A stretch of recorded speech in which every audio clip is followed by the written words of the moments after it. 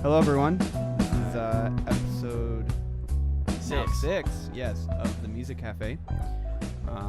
We've got coffee, except for me. There it is. I am drinking some green tea with honey this morning because I'm getting a little bit of a cold. Cafe served tea. That counts. Yeah, it counts. Doesn't have to be coffee. For sure. So the last couple weeks we've been talking about what to do as a young artist. Get you started as, writing songs or recording your stuff, mixing your stuff, how to market, get your name out there a little bit. And today we thought maybe we would talk more about how to perform live and what's good tips, tricks, getting up on the stage, gear, what to expect from how to present yourself to the audio on the audio side, having a sound guy, that kind of thing. So yeah, I think we'll dive into that a little bit. I think Joe should start this conversation because he's done a lot more. Well, I guess we've probably done about the same. Yeah, I think playing we've a been lot, involved in like jazz all band the and same stuff. gigs. Yeah. That's true. But he's played with a few different groups. So let's get your thoughts as to when was the first time you ever performed live with a group? First time I performed live was just with a couple of friends at a high school show. It was for the Peoria Notre Dame art fair, the student art fair. And then I was involved in music, so I talked to my teacher of putting on a concert later in the evening for that show. Am I getting any pickup on that? Turn that on. Yeah? Is that working better? It is definitely working better. We might have to start that over. Yeah, that's all right. Shouldn't have done that check one. Yeah, we should have. There's nothing coming in there? It's there. It's just really quiet for some reason. Try it again. Check. Yeah, that's better. Did I hit something on here? I think so. I got a low cut. What it was 0 before. dB. Okay. Let's start this again.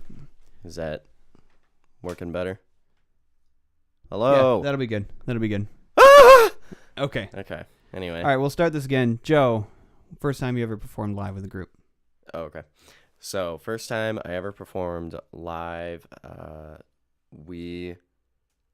I was with my band with a couple of buddies back in high school, Arms Like This, and it was myself and just a couple other friends, and we just put together a little show, just a couple songs. I think we played 3 songs, maybe 4.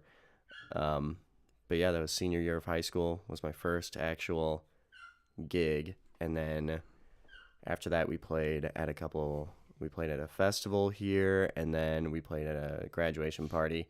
Those setups, how we did that, it was honestly, we just had just an upright piano for that first show at the art fair.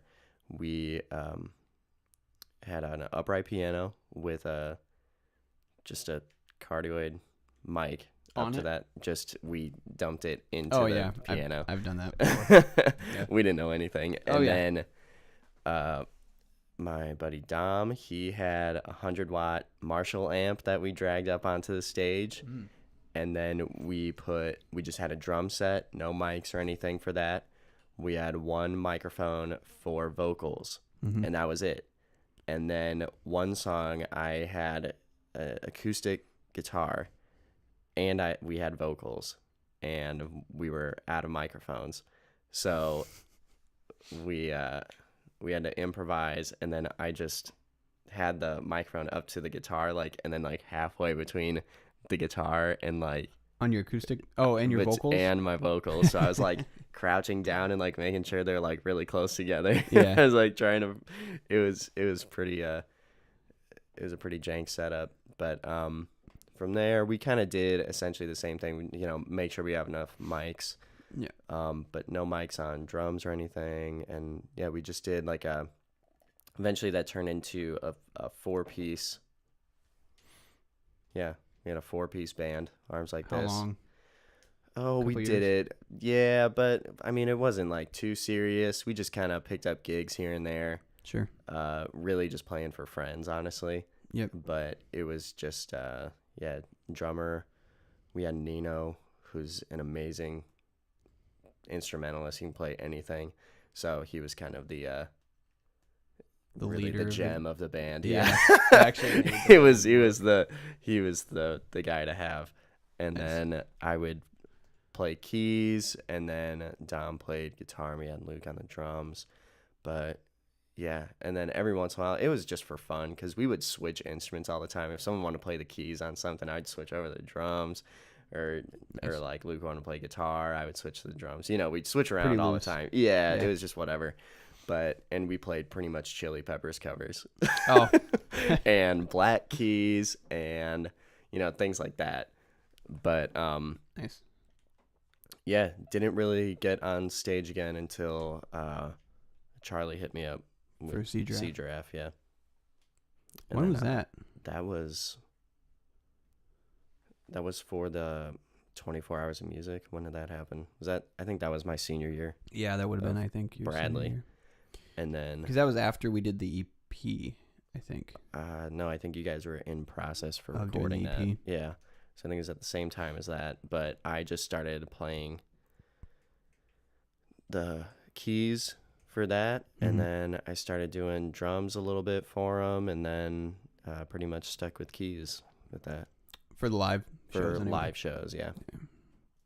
But yeah, I hear Joe on the that's- drums on the EP and the album. Yeah, on both. On both. Well, on that one, because there's 2 songs in the EP that That have actually have drums. live drums, That's right. and then the full album is all live, live drums. Yeah.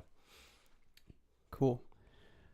Do you think that well, obviously that band that you were with wasn't like it wasn't anything serious. No, So you weren't no, trying. It was totally and for you were fun. doing Just it for fun, yeah. yeah. Mm-hmm. Yeah, I played with the jazz band and stuff all through high school. Right. The high And school and jazz I band. and I Yeah. guess before the band, Yeah. I did like piano recitals as a kid. Right. But actually, Right. yeah. Yeah, I did the jazz band in high school and then in college. I don't think I've never played with like a group outside of that. Just Like a band. Like a band. Yeah. That'd be cool. But what do you think? Let's say for like this, since we've been talking about like getting started as a young artist, what do you think is like the best approach to getting good at your live?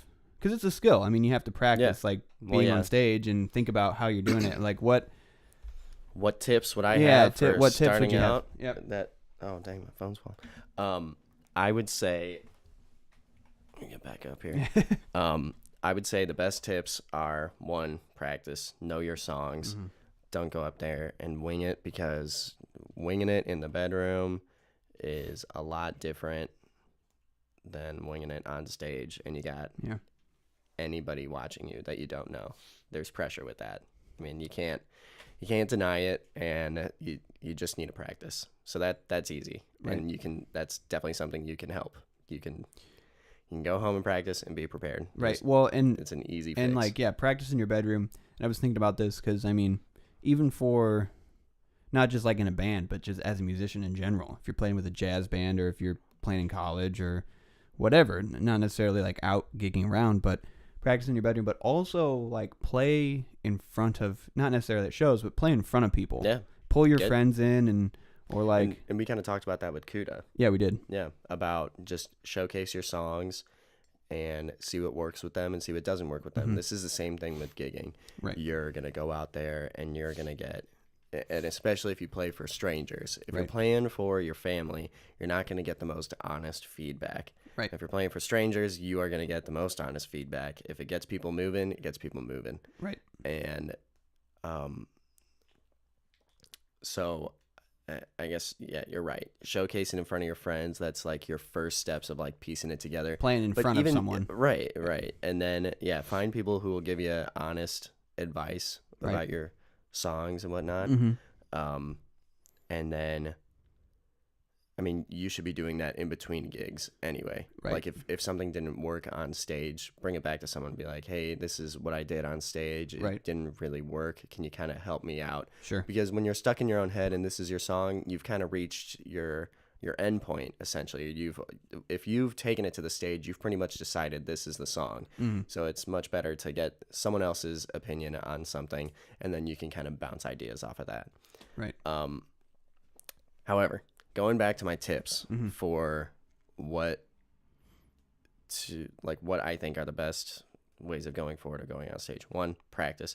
2, use gear that is easy to travel with. That's a great tip. So an acoustic guitar, or I mean, the bigger you go, the harder it is to carry. Electric guitar, you need the guitar, the chords, the amp, right. So that's a little bit more. If you do that, don't bring your whole giant Marshall setup from your room. Yeah, I mean, get a little. But chances are, if you're starting off, you got one amp, and that's what you're gonna bring. Right. But yeah, bring something that's easy to carry if you got it. And then, so yeah, get your guitar or just your keyboard.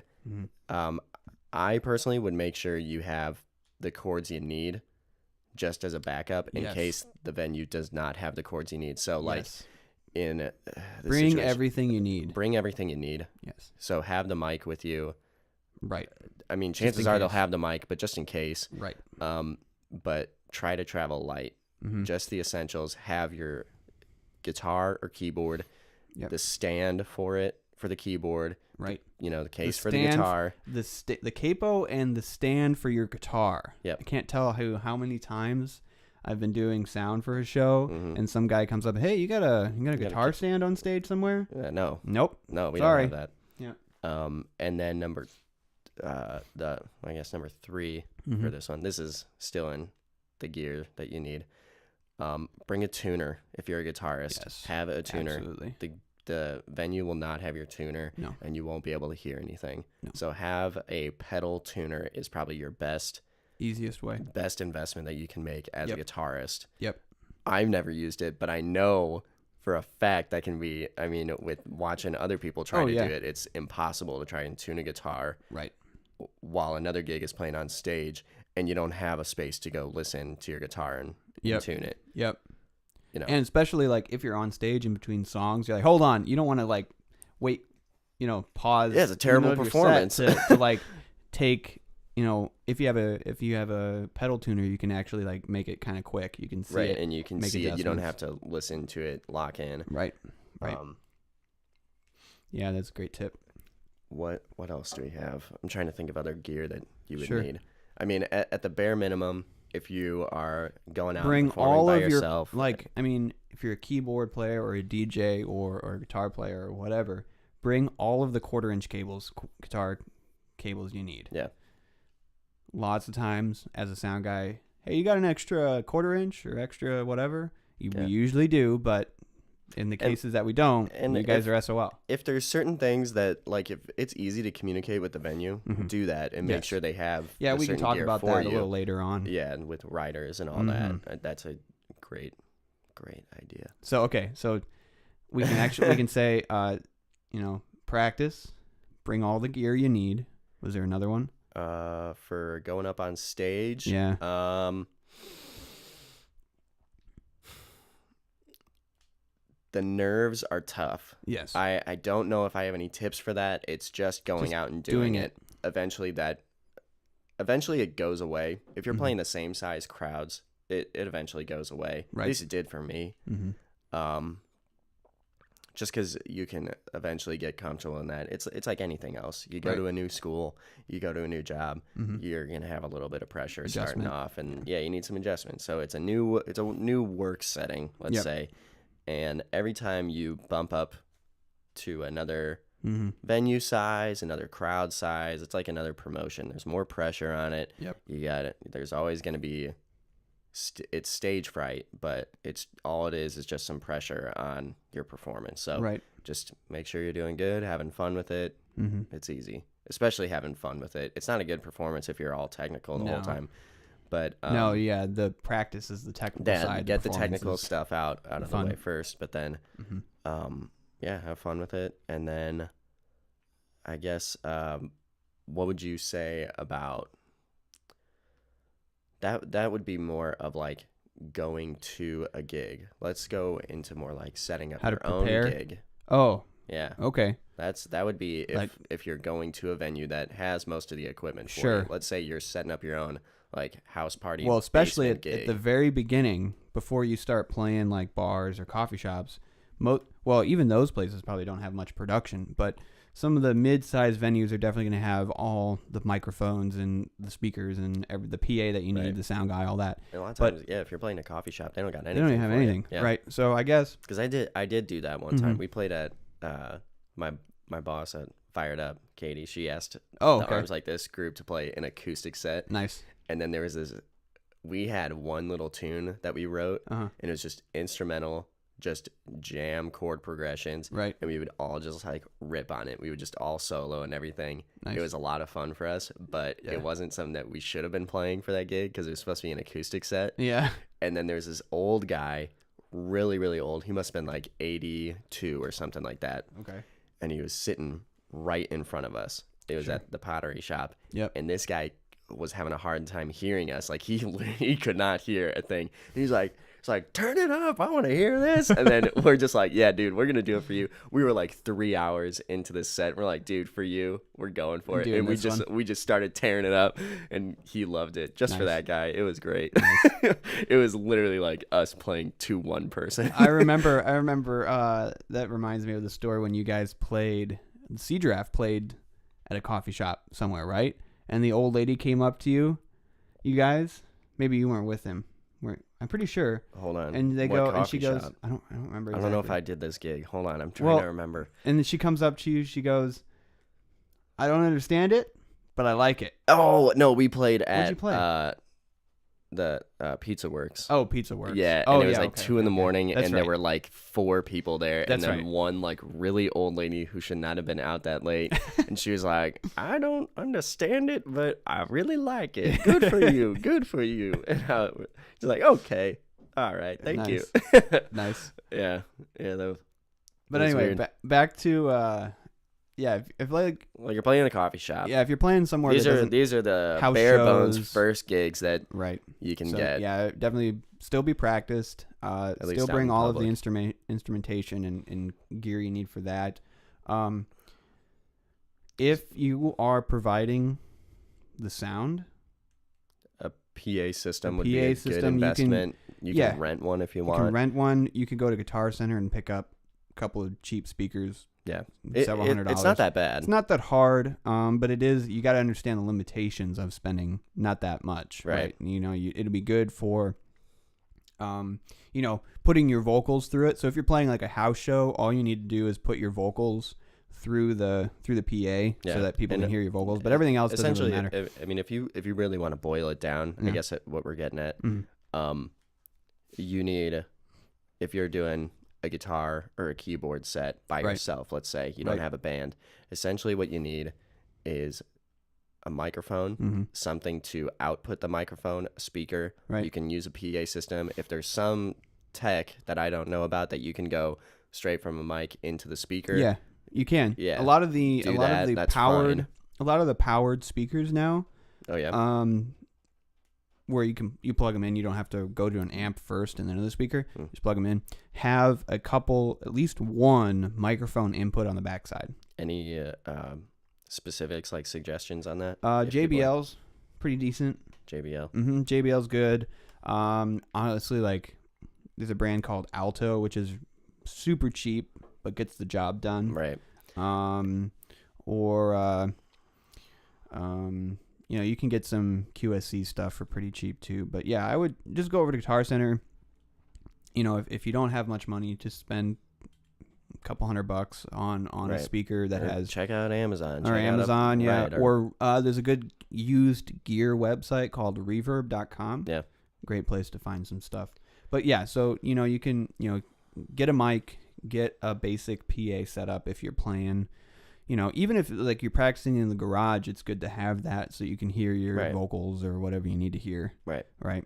So Mhm. essentially, to boil it down again, it's you want a mic, you want something to output and amplify the vocals. Mhm. I guess if that's what you're doing, you need something to amplify your instrument. So Yep.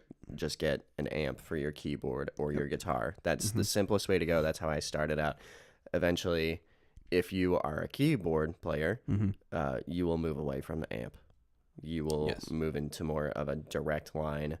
Into the PA. Yeah. Mhm. And that honestly, for some reason, like I didn't do enough gigs early on. So I didn't understand, like when I moved to like the Prophet Mhm. and like a professional keyboard, Mm-hmm. I was like, I don't understand how I'm supposed to get this into a better sound output other Oh. than an amp. Because that's all I did. Right, When I that's all just you had a knew. Casio or like a Yamaha Yeah. keyboard, and I was like, all I can do is just do a 1/4-inch jack to an amp, To the amp. and then the amp, it just ended And up that's sounding it. like a distorted Yeah. keyboard, Right. So I was like, I want a clean channel to run this through. So this was news to me, Mhm. and if it's news to other people out there, I hope this helps. But Yeah. I have a feeling more people figured this out early on than I did. Buy a direct box, a DI box. Yeah. For your setup, so that because when you Get two. when you get to playing shows with the sound guy, they're gonna ask you, do you have an amp or do you have a DI? Yeah. And most good sound guys will have a spare DI or two, but it's nice to not have to worry about that as Yeah. a sound guy. It's like the artist has got everything they need, and you just plug and play. Right. Right. And then another good tip is understand your instrument. Understand what is needed to get the best sound quality. This is when Correct. you're kind of moving up and Right. you can afford a little bit more equipment. You're playing better gigs. If you're playing better gigs, make the investment to make that Mm-hmm. that you can, make a good performance that is compatible for that audience and the quality of the equipment that they have Right. that they're giving you to Right. So just make sure that you can Yeah. Yeah. Understand. create a good performance and Right. showcase yourself in the proper manner. Right. Yeah. Understand the technical limitations of your instrument, how to Right. hook it up, what the best sound is. A lot of guitar players would be like, okay, I like if the microphone is placed here in front of the amp, right? So it's Right. kind of handy to know that kind of stuff. Right. Know what you want it to sound like. So Right. that's and good. just play around with it. But Yeah. I guess specifically with like my keyboard, it's a Mhm. stereo output Mhm. no matter what. It doesn't matter the sound on it. It is always a stereo output. Okay. So that direct box thing. So the You DI, have two of them.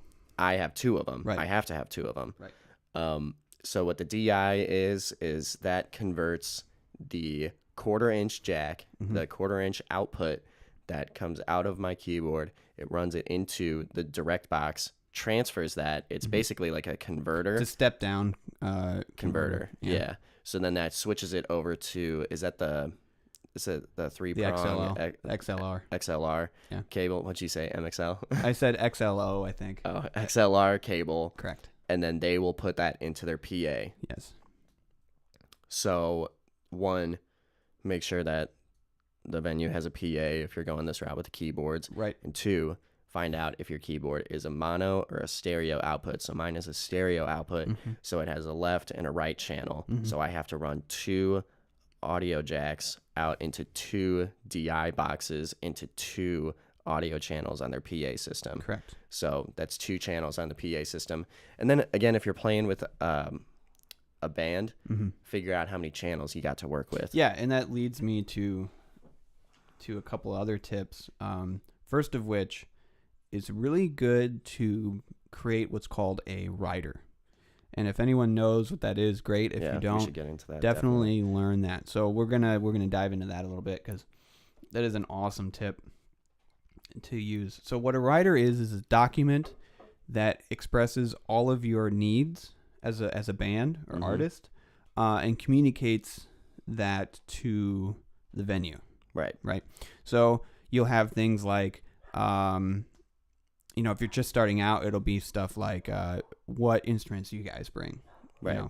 how many channels, how many microphones you need, how many people are in the band, right? And then as you get playing more and more shows, bigger and bigger shows, you can put in things like, hey, we need a cooler, a case of water, right? On, something to drink, Right. that kind of stuff. Now, this goes into kind of the business side of things. Very much so. You don't want to be a burden on the venue because they're never going to ask you back. So don't ask too much, Correct. but ask for the necessities. So start with Mhm. the stuff on stage. That's what you Correct. need. So if you need, 2 XLRs with 2 DI boxes over on stage left, Right. you need 1 1/4-inch jack on stage right, you Right. need 2 microphones here and here. Right. Kind of just give them that information. It makes things a lot easier for Yes. both parties. Right. And then if you get farther along, they're asking you to come to their venue. Right. You can probably squeeze in a few cooler more of water, requests. a 6-pack in there or Right. something. Right. That I think it would be smart if the venue is asking you to start playing for you. If you're asking them to play at their venue, Yeah. don't be asking a ton more because Right. they're not going to have you back. Right. So just make sure that, you're treating everyone nice. This is just business and show business. Mm-hmm. You treat everyone with respect. Yep. You make sure that communication is clear. Mm-hmm. So just make sure the stage equipment is figured out first and foremost. So Yep. And what channels you got to work with, what cables are placed where, what instruments are placed where on Correct. the stage. You need an input list, which is all of, like channel 1 is drum, kick drum, channel 2, and so on and so forth, how many mics you need. And then you need a stage plot, which is the layout of your band on stage. Where's the drum set? Where's the keyboard? Where is the bass guitar amp located? That kind of stuff, right? How many, if you're playing a bigger venue with stage monitors, how many monitors do you need? Who needs them, right? That's Right. all. And that's like basic performance information for the venue to know, and for if they have a sound guy, for the sound guy to know, because Right. it just allows you to for you guys to coordinate. That's very important. If you're booking your own gigs, create one of those and send it to the venue well in advance of the show. Yeah. Yeah. I'm going to go into another tip Mhm. just in the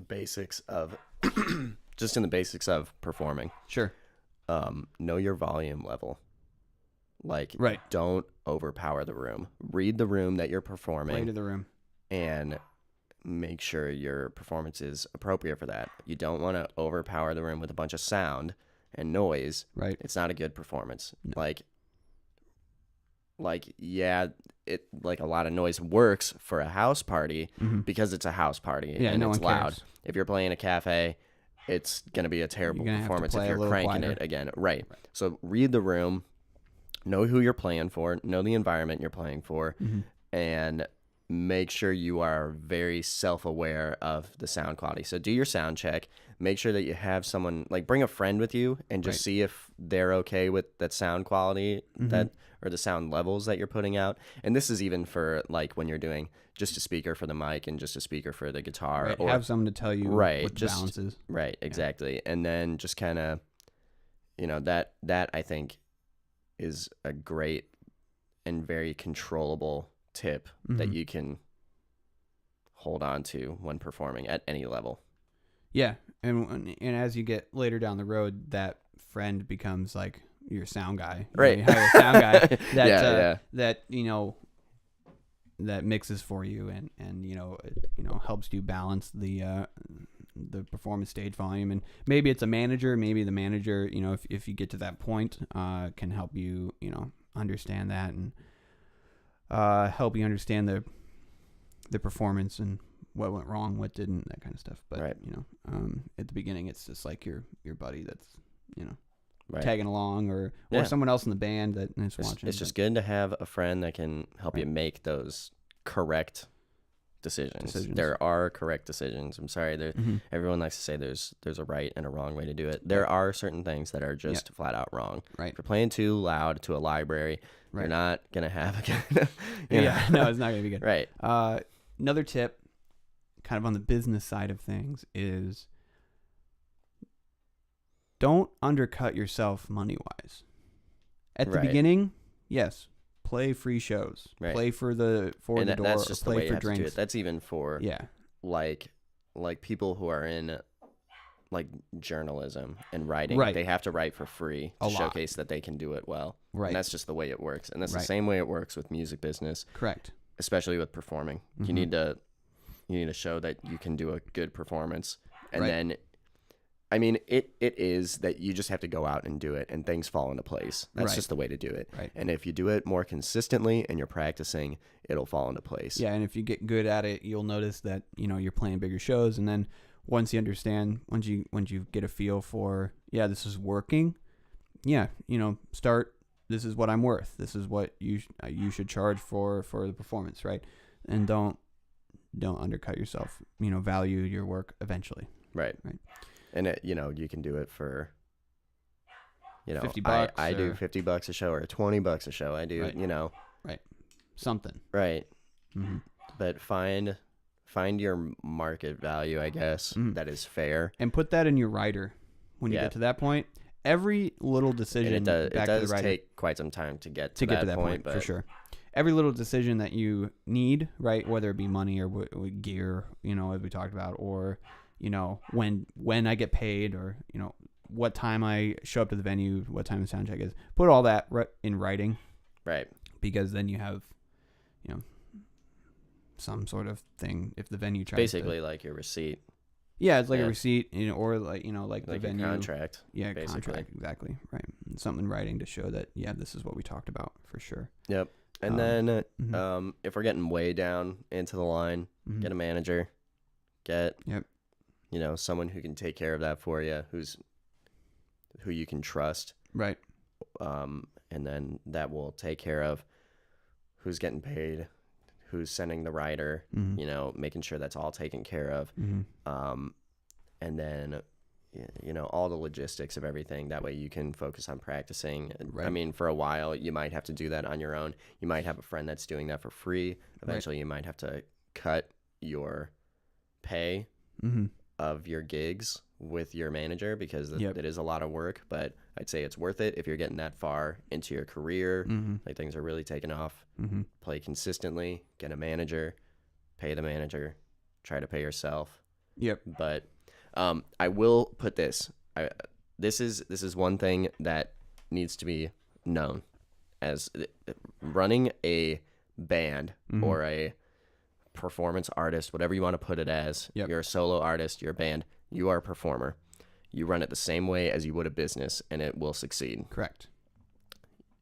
You have to separate yourself from The artistry. the artistry of it. Right. Right. And, you know, the artistry is for another time. You know, that's the creative time where you Mhm. write the songs and all that. Again, Mhm. that goes back to the songwriting episode. This is the performance episode. This is different. This is basically like running a business now. You Mhm. have done your marketing, and you're doing your marketing in this. So you're trying to figure out what kinds of people your music appeals to. You Right. find the venues that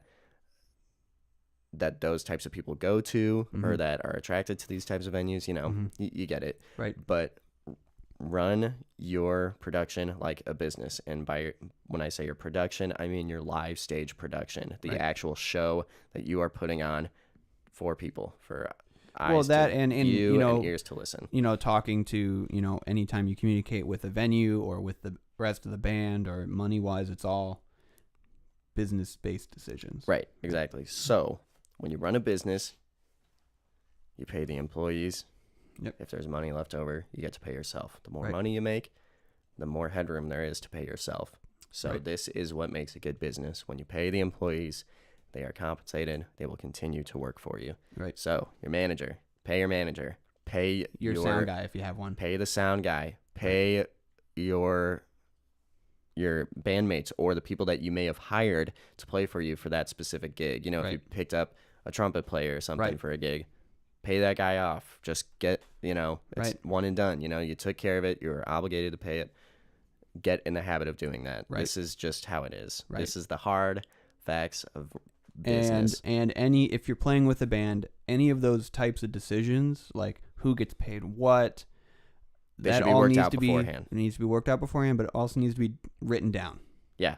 Everything needs Everything to go in needs writing. to be in especially writing, with money. and everyone needs to be it needs to agree on those types of things.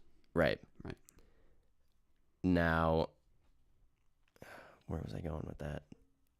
just make sure that everything, you have your due diligence, make sure it's done, and then you can have a solid touring career, performing career, and you won't have a bunch of burdens of debts and people hounding you all the time for money, and eventually ruining your career because you have a bad rap of he's hard to work with, he doesn't pay up, yada yada yada. And that basically would be the downfall of your career. Did you ever hear about the band Ghost? No. They played at Lollapalooza. And they were they're a hard rock band. I wouldn't say a metal band, but they're hard rock. They were cool. But basically all they did was one of them dressed as like a pope or a bishop, but they were face painted like skeletons essentially. Weird. They tried to put on a scary theme or something like that. The problem with that guy though is that they were on the rise to success. He never paid his musicians, and he kept rebranding the band as it's like a secret society. The band is like a secret society, so all these people interchange within the band.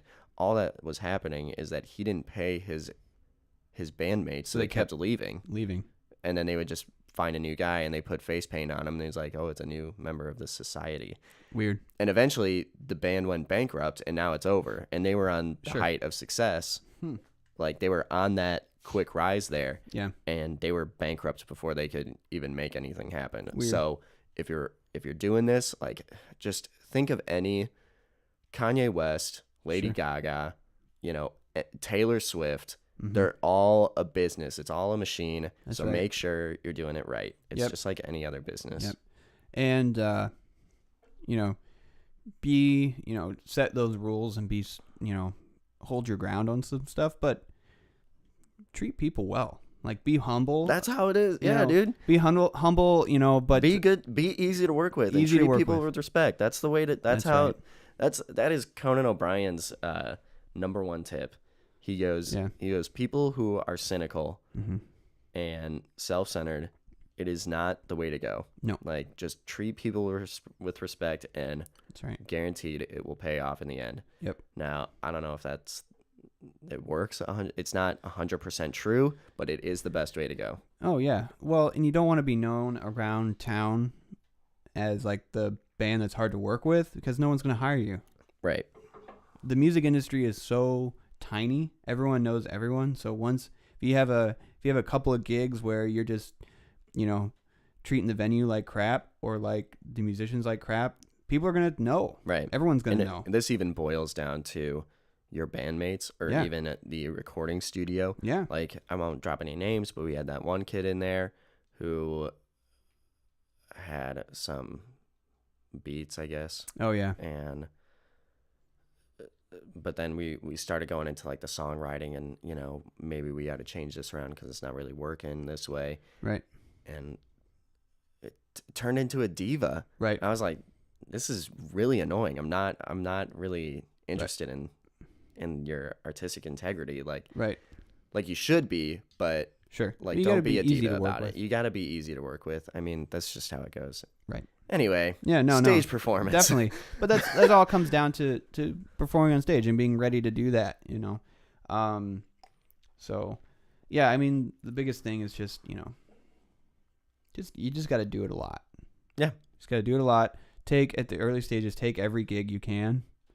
Don't be picky about stuff. If someone calls you up and says, "Hey, would you play for these 20 people at this coffee shop or wherever?" You're like, heck yeah, do it and give it your all, because right. Those 20 people, they're each gonna tell at least 1 to 2 people, right. And now that's right 40 to 60 people that know who you are, right. And then so on. It just works from there. You just keep working at it, right. That's just how it works. And also another tip is once we talked about getting your stuff recorded and marketing your stuff. Another thing to do is at these venues or at these shows, bring your CD.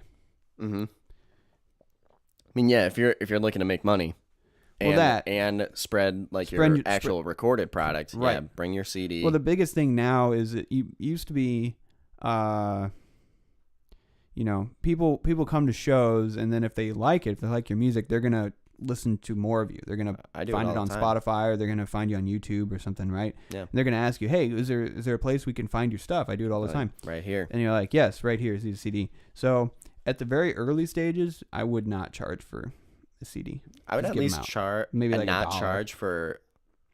I'd almost like just give them away, like at the door or something like that. Like the first 5 or like the first 10 get a free CD. Yep. After that, it's like I would only sell CDs for $5. That's me. Yeah. Starting off. Yeah. And then later on, I mean, you can make CDs for super cheap these days. Right. I mean, you just burn it at home if you need to. Yeah.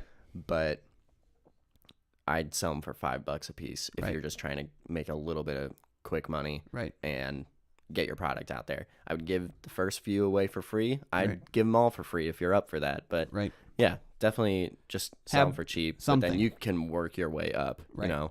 Because the people are going to, if they really like the show, they're going to come up to you afterwards and they're going to, shake your hand. They're going to say hello. They're like, hey, we really loved your stuff. Where can I find more of that? Right. So how, you needed to have something to give them to, one, make them feel connected to the band. Right. 2, for them to continue and build your fan base. Mm-hmm. Right. Also, this is good of having a manager. Mm-hmm. You can have your manager work your merch during the show. Right. Because that's when I purchase stuff. If I'm going to a local gig and I like what I'm hearing. You do it during the show? Yeah, I do, because I have enough beers in me. Yeah. And I'm like, this is great. You got 2 beers down. You're like, this is great stuff. And then I walk right over to the merch table. I'm like, I want the CD. Yeah. Get me all of them. And then, there was only one where I bought the CD and then I got the recording and it wasn't anything like what I heard. And I was like, disappointed. I was disappointed. And that's fine. That's just, it didn't appeal to me. Right. Anyway, have a manager that can work your table, yada, yada, yada.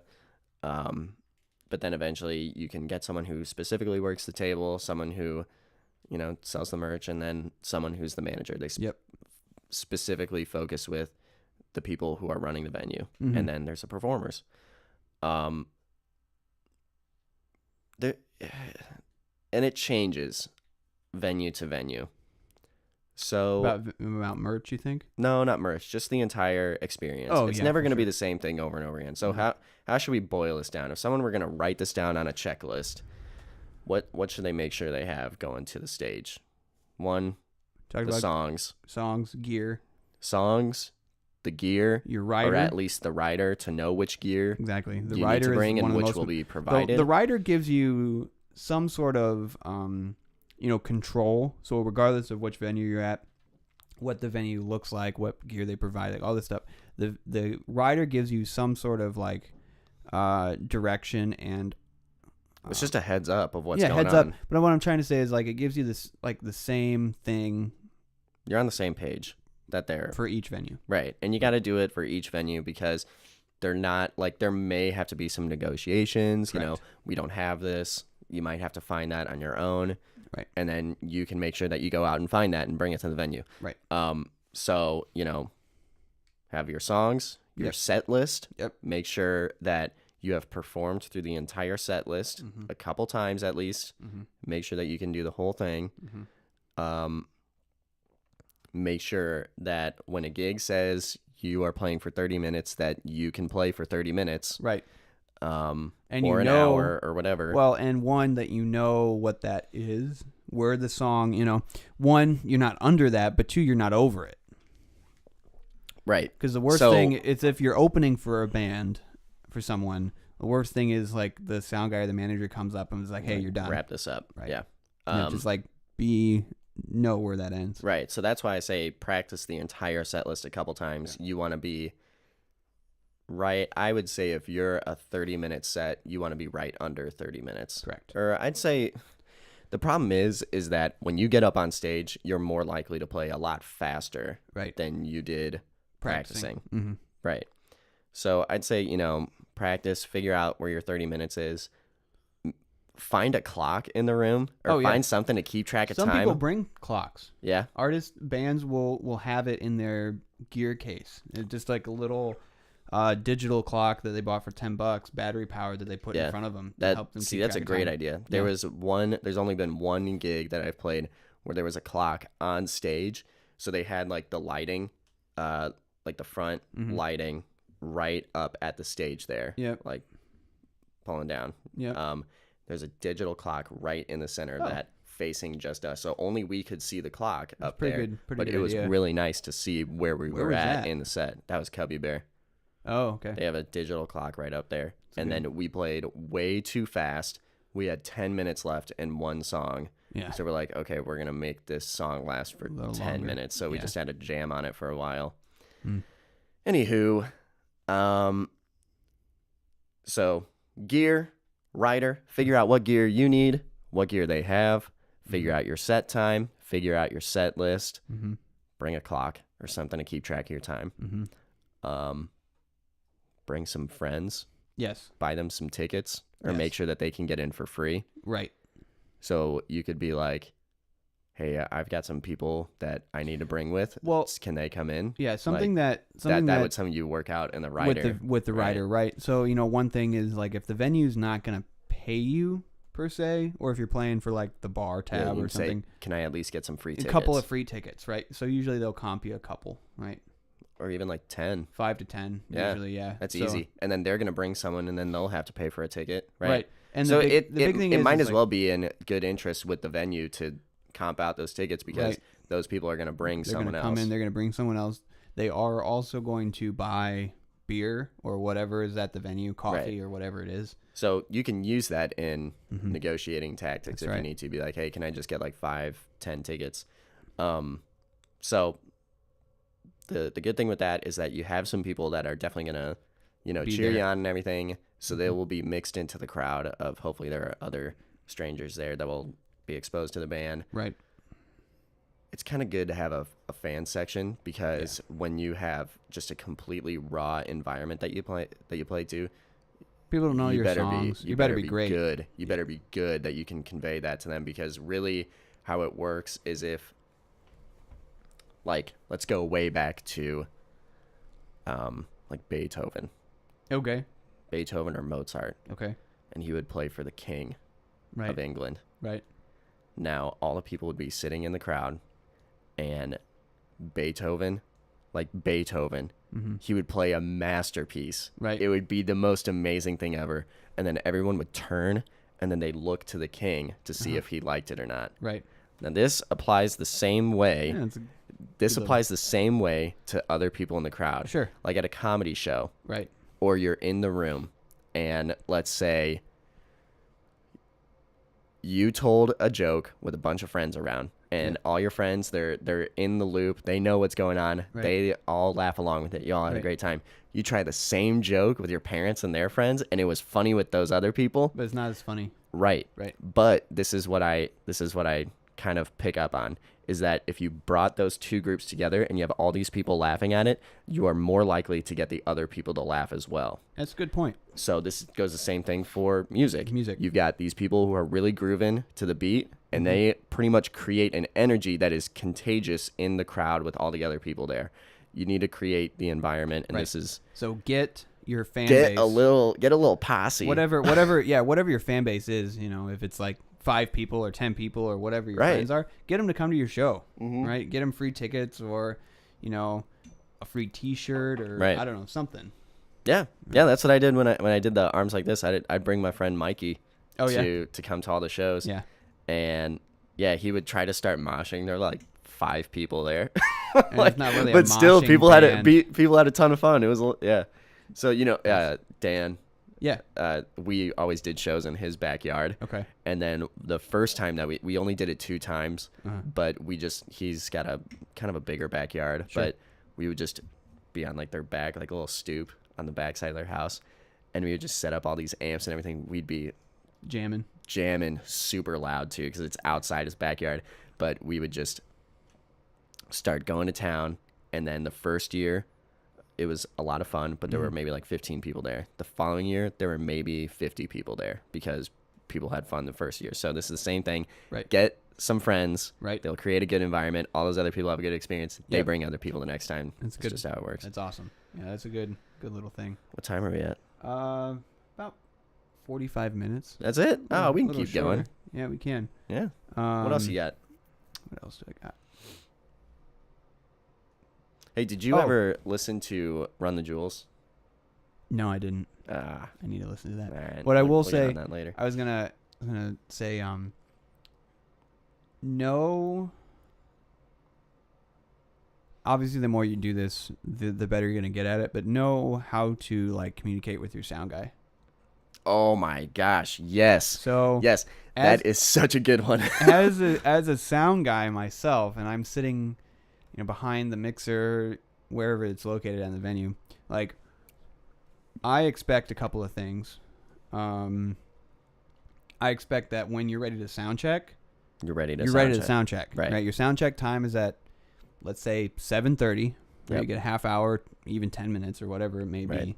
Like, I need your full attention. Yeah. Right. Because I don't want. I can't. It's in the best interest of both the band. parties, as- the I would band say of the and- band especially. For sure. Yeah. Because This I dude know- is helping you out. My job is to make you sound the best that I can Right. for your show, and you want that. And that's a great asset to have, a Great guy like asset to that. have. Yeah, so, Right, so- it's your best interest as a band to make sure that is done right. That is a Yes. huge, Yes. huge. I can't tell you how many I'd put a times that few it's like, exclamation points on that. you got, you're ready for your sound check. Of course, if you got 30 minutes, like I can be a little bit more lenient. But let's say you got like a 10-minute sound check.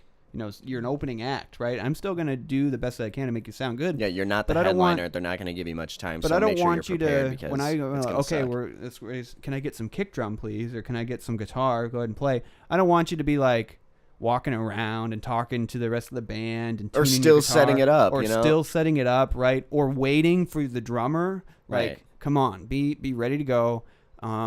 Show up, do your stuff. When I say, hey, let's get the sound check started, let me hear some kick drum. I want to be able to like, okay, let's get some kick drum, and we roll through it. Instead of like waiting around, because if you wait around, I don't know what it sounds like beforehand, and if I have a sound check, like definitely will help your performance sound better for Right. sure. Also, when be patient with your sound guy. Mhm. Like, he's gonna work as quick as he can if he's good, but like every sound guy has a process to when we do a sound check, what instrument we're on, and then who needs to hear that in their stage monitors, Yeah. right? So we each have a process of what we follow, and if we're good, we're gonna tell you what that process is beforehand. So for me, I say, okay, I'm gonna go for each instrument, and then after I get it sound checked, I'm gonna ask you who wants it in their monitor, and you're going to raise your hand, and I'm going to make that adjustment, and then when that's enough, you just lower your hand. Yeah. Right? Makes Now- sense. Makes it really easy. The thing is, You got to be quick. you got to be quick, one, but two, like, don't, and I'm like, all right, bass guitar. Go ahead and play some bass guitar. And I'm making it, bringing it up. Don't instantly be like, hey, I need some of that. Yeah. Don't be like waving at me and shouting at me and like, follow the sound guy's instructions about how he needs it to be done. Makes it easy. Right. Now, this would be another good tip of like practicing. Yep. Okay, so when you're performing, especially with a band, Yes. there are certain cues that you look for of where you're going next in the song, because chances are if you're playing with a band, it's someone else's songs and you don't know them by heart. They're not your songs, so you look for certain cues. So for like when I was playing with From the drummer or or the from bass player, right. that usually when I would play, I'm mostly listening Watching to Kuda. Kuda play the bass. Yeah. So know who you're taking cues from. Yep. So when the sound guy is like, usually they do raise your hand, put your hand down when you don't want to hear that anymore. Right. Like you're good at that volume for monitors. the monitors playing back at you. Don't put your hand up for every instrument. You don't need to hear that. No. You can hear the drum set right behind you. It's loud enough on stage. Right. You can hear that. Right. If you need to hear basically just bass, vocals, and yourself, just have that. Right. Don't have everything in the mix, because then it's going to be harder to find your cues. It's going to be harder to hear yourself. If you don't need to hear yourself, don't have it in your mix. Just Right. Make sure you know get the bare bones of what you need in the mix, because, or at least in your monitor mix, Right. so that it's not interfering with, you know, you can only take in so much information at a time. Right. So, well, then, if you have more stuff in the mix on your stage monitor, then it pushes the overall stage volume up. yeah, and it's hard to it's hear. really hard to hear and find where you are. It's really hard to find where you are in the song. Right. It's happened way too many times that there's too many things in the monitor mix going on, and then you got only so many monitors to work with. So make sure that the right things are on the right part of the stage. When it comes down to it, be easy to work with, be professional. Yeah. Right. When you're on stage and doing your sound check, because it's frustrating on both sides. Yeah. You don't want to get halfway through your set and hear that you don't sound great. Right.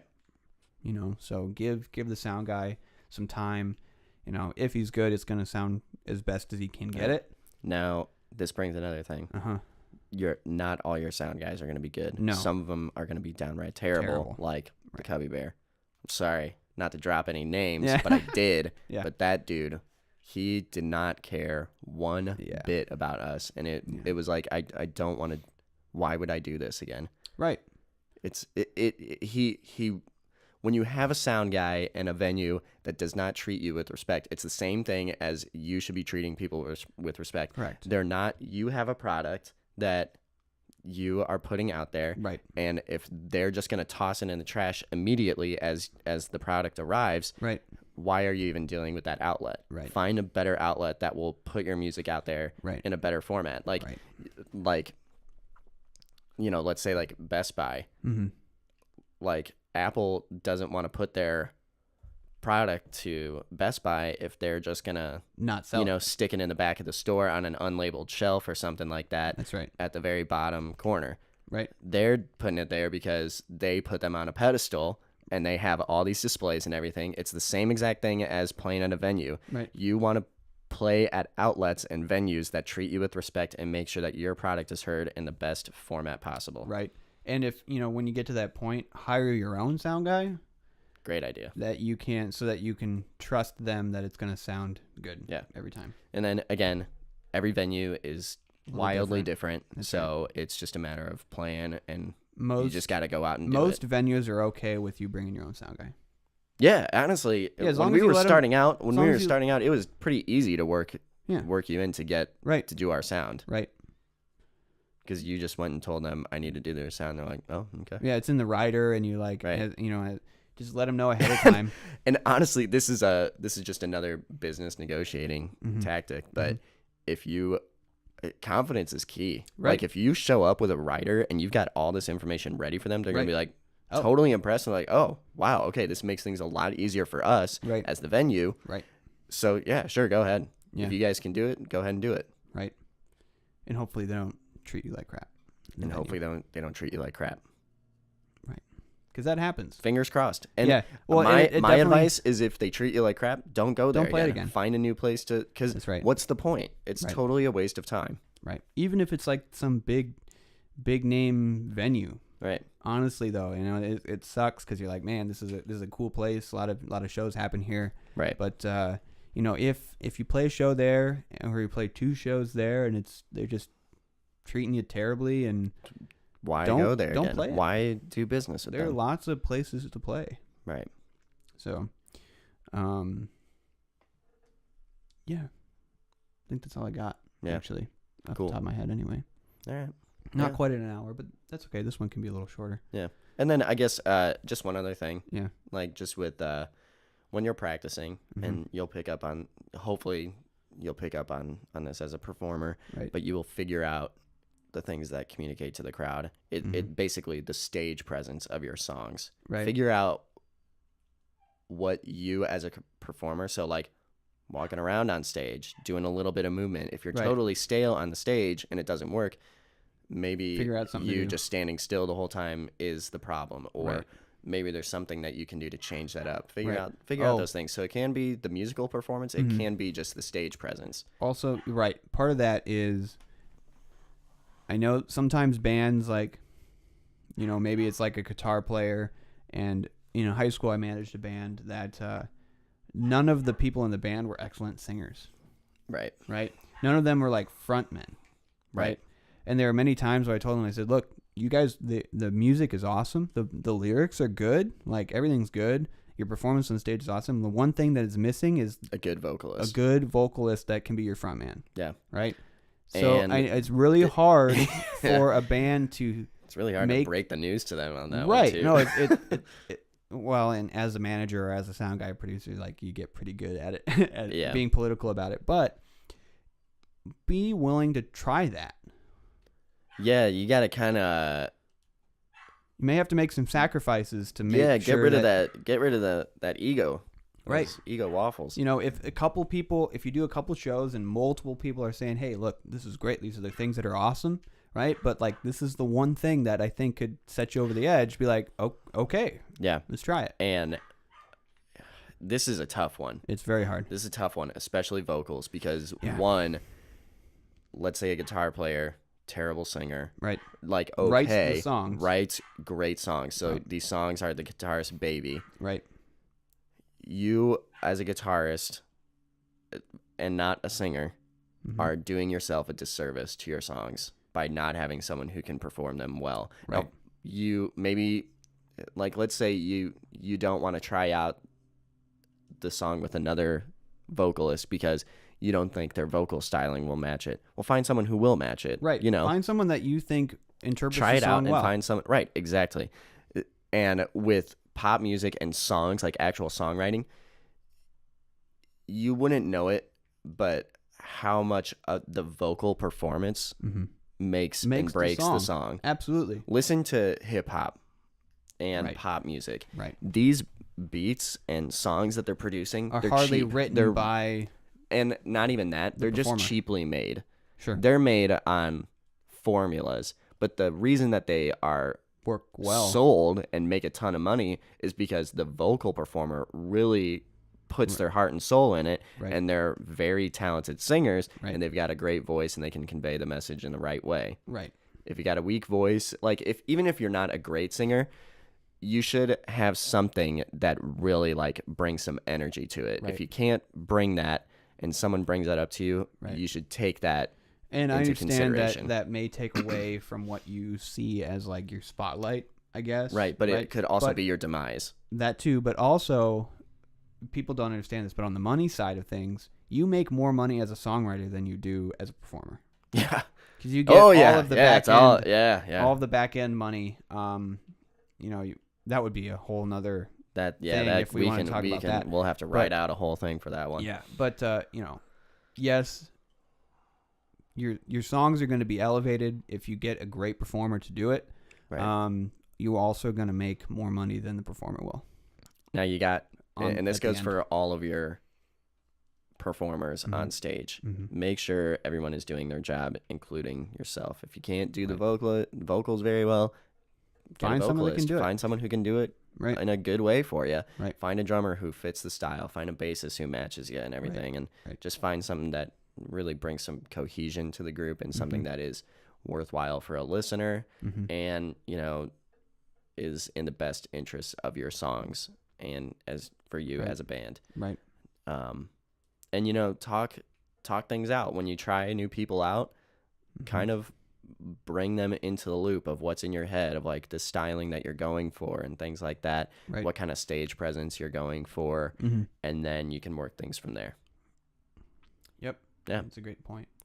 I think that just about does it. I think for this week. Cool. Where are we in this whole series? I think we finished it up, that series. I think we've talked about writing songs. We've talked about getting started recording your stuff. We've talked about marketing your stuff,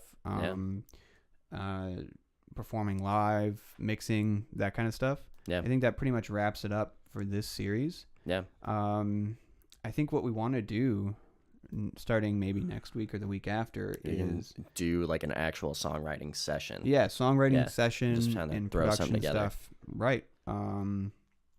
Here in my little production studio we'll just area. Do a little makeshift songwriting thing. I think, and we'll talk you through that, and you can kind of see the process and what we go through. And that may take a couple of weeks actually to actually get that done. So I think that would be awesome. Yeah, dude. One other thing that I would like to do. Yeah. Is if there are people out there that listen to this and they need advice on songwriting, on, you know, they're kind of at a plateau, let's say, hit us up, bring it in, we can talk it out, and we'll just kind of walk you through what you kind of need to be.